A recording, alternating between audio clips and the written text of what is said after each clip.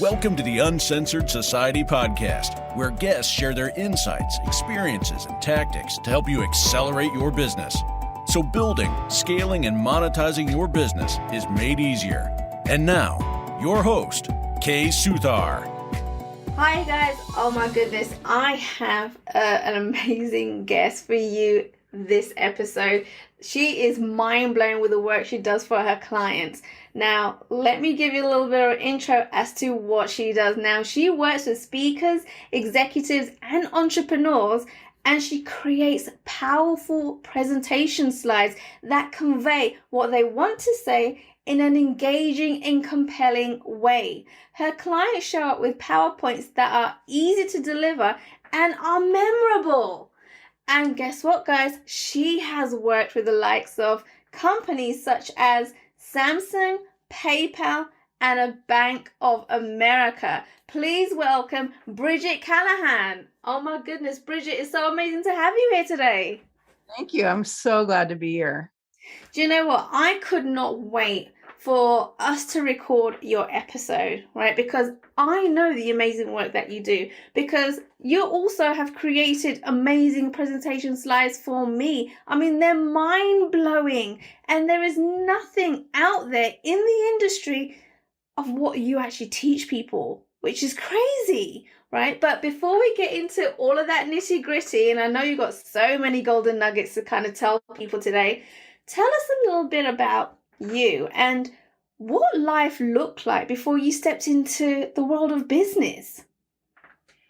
Well, I always wanted to be an artist. I tell everyone since I was a zygote. And so going through school and just practicing art and stuff, and I knew I was going to go to college and get a degree in art, but I wasn't quite sure what the business world would look like for me. I actually majored in fine art, but I knew from day one in college, I'm never going to make it as a fine artist. So our school didn't have commercial art, but I learned it on the side. You know, I did logo design and I helped people with flyers. I worked for the newspaper in college, and I got a job right out of college working for a company as a graphic artist, assisting an art director. And so I learned the ropes on the job as well. And I worked my way through different companies. My second job out of college was working for an event company. And that's where we learned where I learned how to design slides.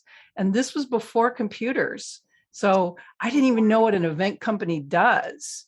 And can I share a quick story? Yes, please do. So my first week on the job, they didn't even give me, any kind of foundation of what this company does. They just said, well, can you do this? They actually gave me a test and I passed. Wow. So he hands me this globe and it was disconnected from its base. And he says, go home. Here's the black and white paint. I want you to paint the land white and the water black and bring it back Monday. Okay, I can do that, so paint by numbers, basically, right? And it was when MTV just came out. And so I just watched MTV all weekend and painted this globe. Now, it didn't take me 48 hours, but, I got really intricate because I wanted to do a good job. I come in Monday and the art director says, did you paint the globe? And I said, yeah, here it is. Perfect. Take this down to the photo studio. You have a photo studio? Yeah, down the hall. And so I handed it to the photographer. He puts it on a spindle and he rotates the globe 12 times and takes still images, right? Ah. And I found this out later, but that's what he did. And so then the film was taken to the Marin Carroll department, which is, on site there where they convert the slides into colorful, 35 millimeter slides.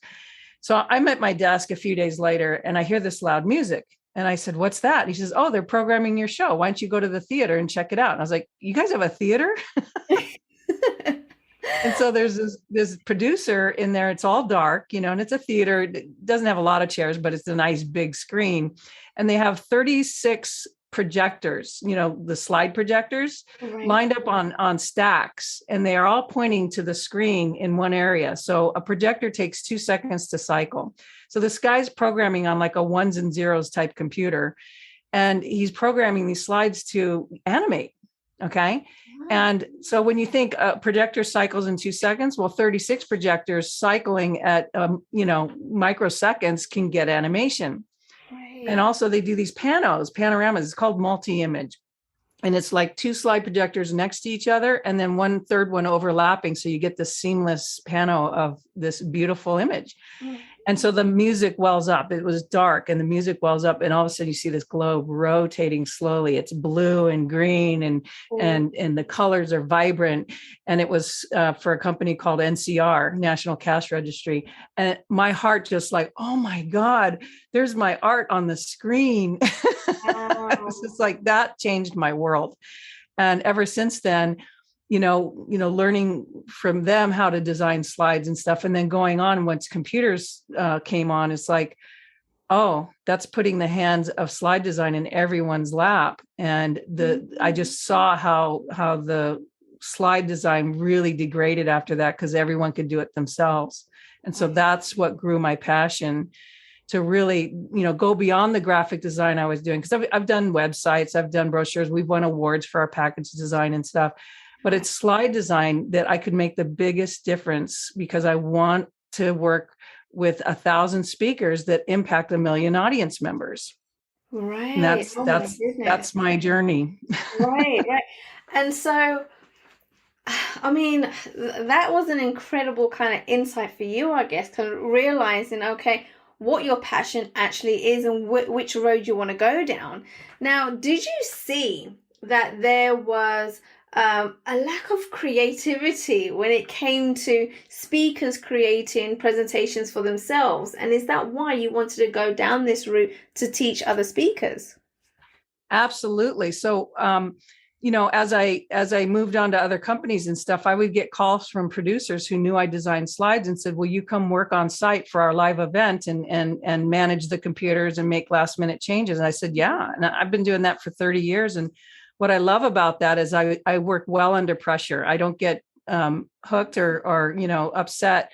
I'm like this calming effect when there's more pressure in the room. And so the speaker can come back to me. They're nervous. They're about to go on stage and they need to make a change, or they want to check their slides. And I love that aspect. The problem was I didn't have access to redesigning those slides for them. They were just handed to me and I had to put them on the machine. So I saw, like, I'd say 95% of all the slideshows that I've ever seen that other people did were horrible. And I saw the effect it had on the audience. I mean, I'm wearing these headsets and I'm on the headsets with all the crew, and I can hear the producer going, oh my God, not another eye chart.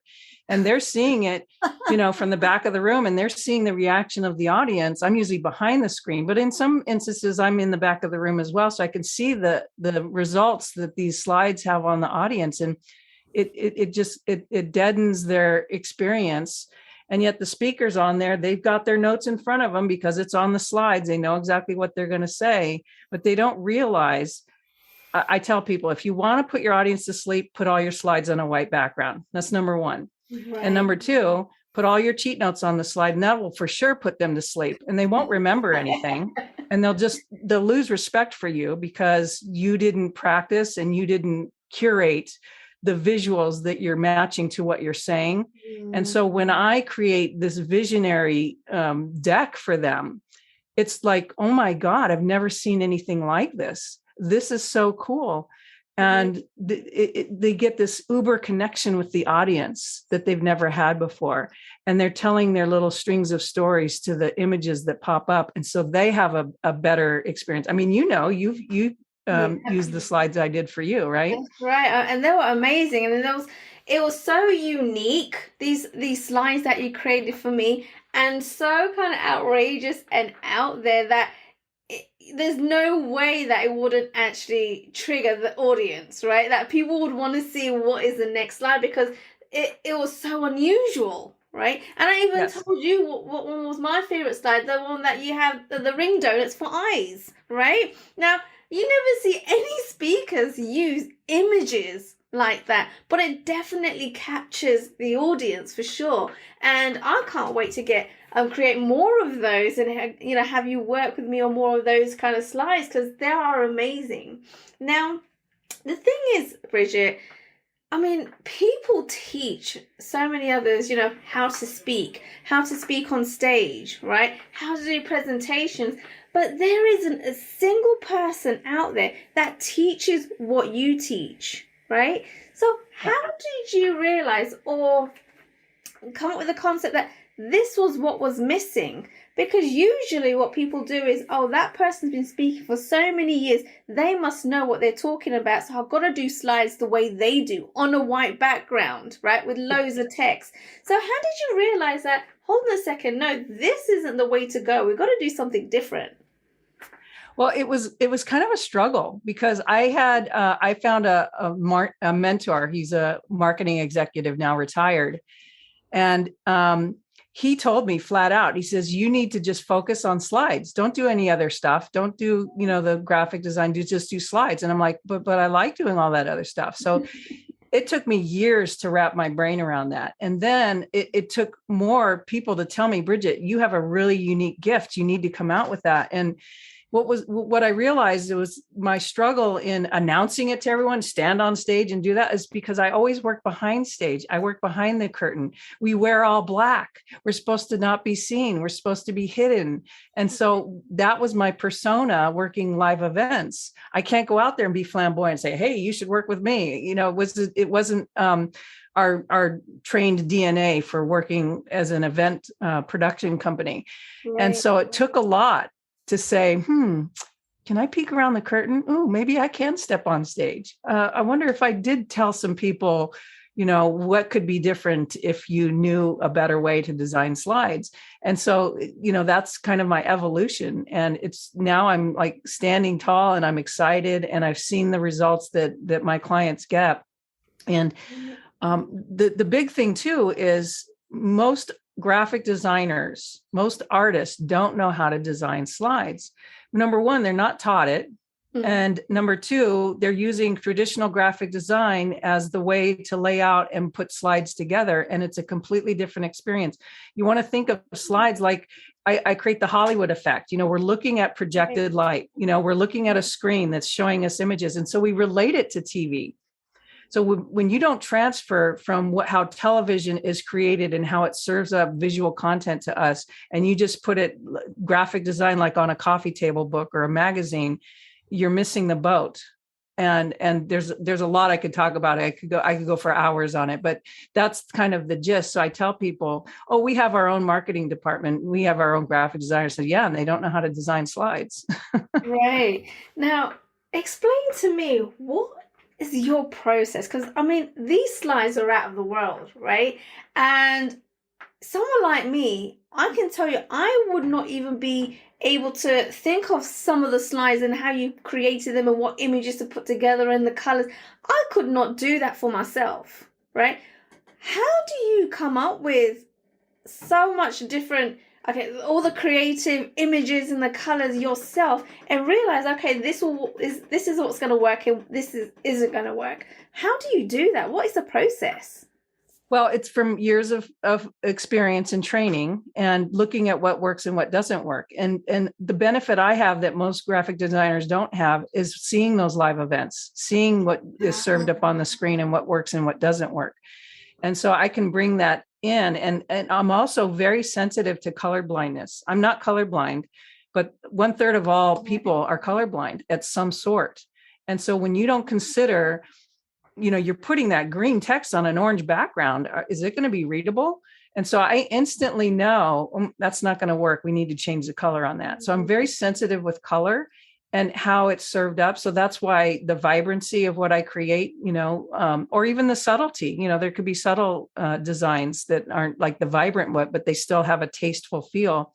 It's really knowing what fits with the client so that they feel like, wow, this is like a nice suit. I feel comfortable delivering this, and it's like an extension of me, because that is what your slides are on stage. It's your partner on stage. Right. Not your cheat notes. Yeah. And what I've noticed with working with you is that it's the small details that you tend to see that no one else does. So, for example, there was one of my slides where you had an image on there, and I think you expanded it and be like, look, doesn't it look so much better if we expand this rather having it as small as it was? And it made a world of difference, right? Yes. And it went with the slides, the text, and things like that. But it's little things like that I guess we wouldn't really pay much attention to, that you can see, right? You have a complete different perspective on all of that, which is awesome. So what that is, and you talked about my process, is really simplifying everything. So like if you put 3 photos on and it's like your family and you just kind of throw them on there like you threw them on a desk or something, there could be a cool way to do that. But most people just pile images on top of each other. And so you can't really enjoy and consume the images as a singular element. And so bottom line, the simplest one is 1 image per slide. Okay. If you have to have 2 or 3 images that you compare, then there's layouts that you can do that, but don't cover up slides or cover up important information on a slide when you're stacking them. Okay. Mm-hmm. And really the process I do is, I'll ask the client, so what's the most important aspects of this talk? What do you want them to remember? There's probably 3 things you want them to walk away with, and point to me those slides. And sometimes they can't even do that because they didn't really plan ahead for, well, I'm creating this result for my talk. They don't even think that. They're just standing up there talking. It's like, well, you have to have an outcome. Right. What do you want to happen after your talk? What about a week after your talk? What about, a month after your talk? And it could be like, I got asked back to another stage, or I had a line of people at the foot of the stage when I finished and had questions, or they bought my product, or they bought, they bought into what I'm doing, and they're going in their life and implementing it, right? Like a motivational speaker. So it really depends on what is your intention, and then how can we meet that visually? Because when you can evoke that visual sensation, that hits the brain 10 more times than hearing or listening to words. Okay. Right. Yes. And tying a visual to when you're talking has us remember more, because we're taking that visual image and we're hearing what you're saying. We're mapping it onto that visual. And I can give you a quick example. I saw this one speaker had a slide, and it was Happy Mickey Mouse in front of the Magic Kingdom. Nice. Says, this is how children see Disneyland. I said, yeah, of course. Happy Mickey Mouse. And then the next slide was a scowling Mickey Mouse, and he had this really mean face, and he had his hands in his pockets, and all this money was coming out of his pockets. She goes, and this is how parents see Disneyland. and see, I remember this from 6 years ago, right? And the conversation was, Disney is going to raise their prices every year, and you're still going to go because your kids love it and you love it, even though you're going to complain about the price, but you're going to pay it because of what Disney offers. And so she was talking about that as far as raising your rates for your products. It was a great entrepreneurial conversation about money. It was just 2 images, no words, her talking to it. Right. Oh, wow. That's powerful. That is. Now, you mentioned about offers, right? And when speakers actually create the slides or hire you to create the slides for them, most of the time it's because they're trying to sell a program. They have an offer, right? Mm-hmm. And so what have you seen with, say, your recent clients where changing simple things on a slide, right, and making it not just engaging, but something that they want to know more about, has it made a difference from going from the traditional bullet points, white background, to then creating these kind of slides?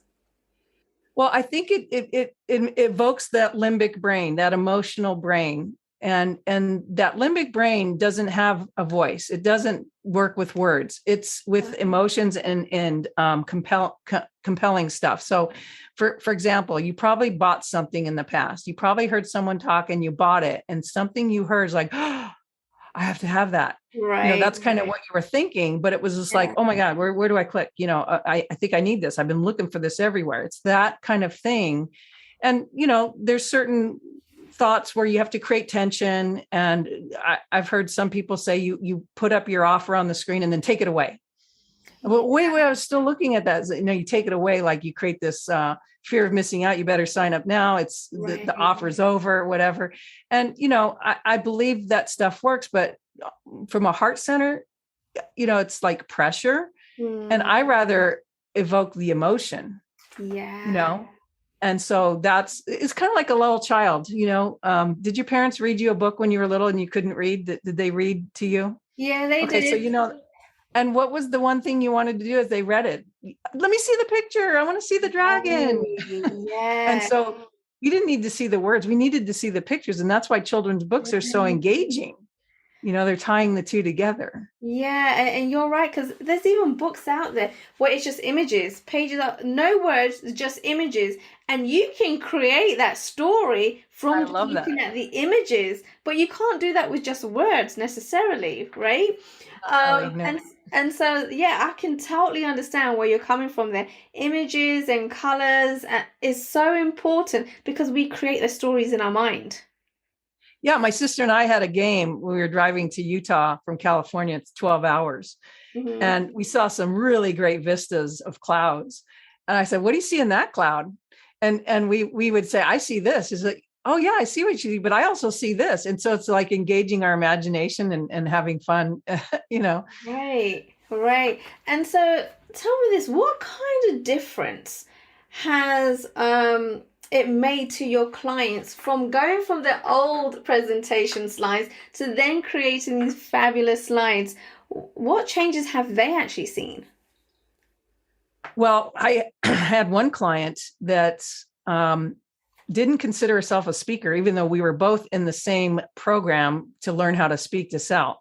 And she did a 3-day event and I was there, and my other client was a speaker at her event. And when he got up to speak, the whole room went to the back of the room to buy his product.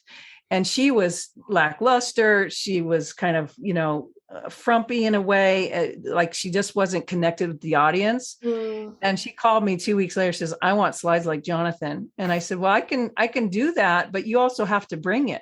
Yeah. And so she worked with me on the slides. We spent 30 days working on the slides, and she worked with someone else as well, speaker coach, but she really got connected to her material.